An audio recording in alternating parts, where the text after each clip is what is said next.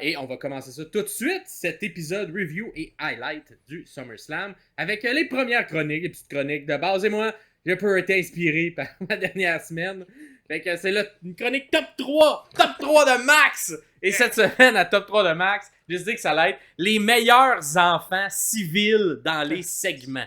Fait que, tu sais, des fois, dans la vie, t'as des gens ringside, t'as des choses qui se passent, puis des fois, il y a des enfants là-dedans, puis les lutteurs interagissent avec ces enfants-là. Fait que c'est quoi les meilleurs moments que j'ai vus dans ma vie, ou que j'ai vu des petits extraits sur YouTube, parce qu'il y en a un que j'étais pas encore né, parce qu'il a eu lieu, oui. mais qui m'a quand même bien marqué. Fait que c'est quoi les meilleurs moments d'enfants civils? Et là, je dis civil parce qu'on s'entend, s'il y avait à faire des meilleurs moments de tout ordre, ça serait Dominique Mysterio, parce que Dominique Mysterio, on en a déjà parlé, déjà fait des chroniques, mais quand il était un enfant, quel enfant!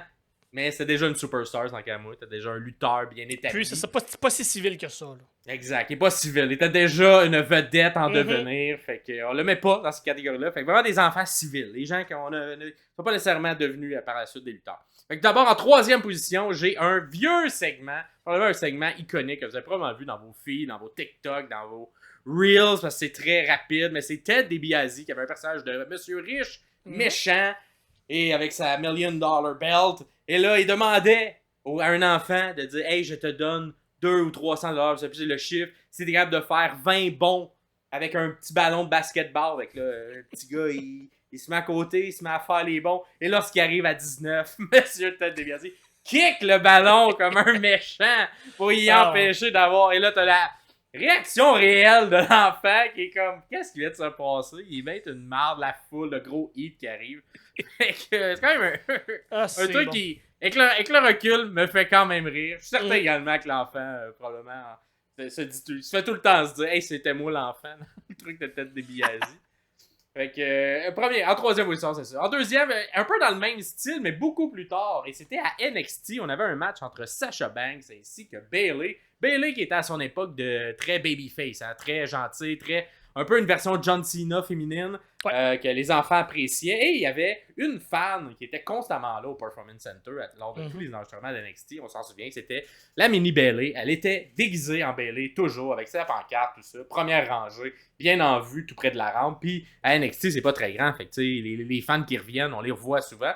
Et elle était particulièrement dominante. On l'a montré également souvent à l'écran. Et lors d'un match contre Sasha Banks, écoute, Sasha Banks a fait un peu une tête DiBiase d'elle parce que lors d'un mouvement un peu où on vendait un peu, là, Bayley vendait qu'elle avait mal sur le ring, Sasha a décidé de s'en aller, la Mercedes monnaie d'aujourd'hui.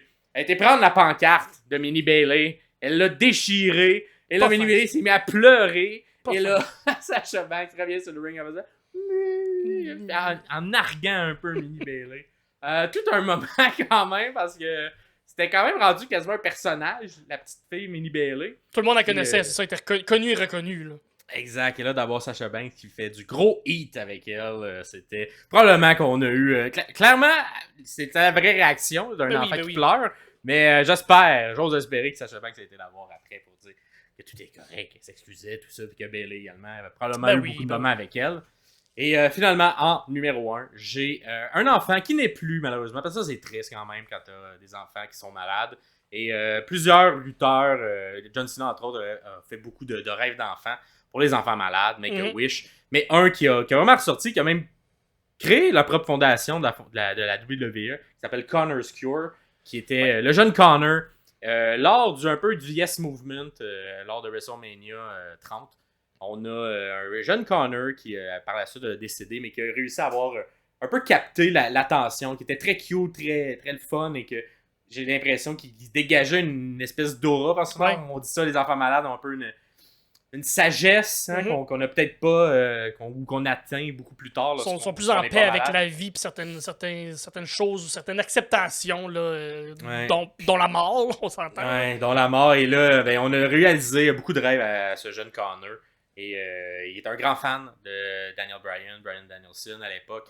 Et on lui a permis de mettre dans les meilleures conditions possibles. On l'a invité. On a entre autres une image qui me tire toujours une petite larme à l'œil, probablement encore plus maintenant que j'ai un enfant.